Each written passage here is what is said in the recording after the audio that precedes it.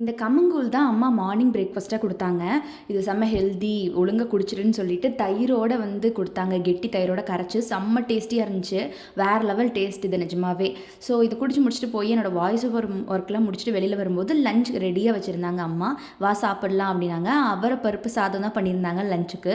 இது எனக்கு ரொம்ப பிடிக்குமா, அதனால கண்ண மூடிட்டு சாப்பிட ஆரம்பிச்சுட்டேன்.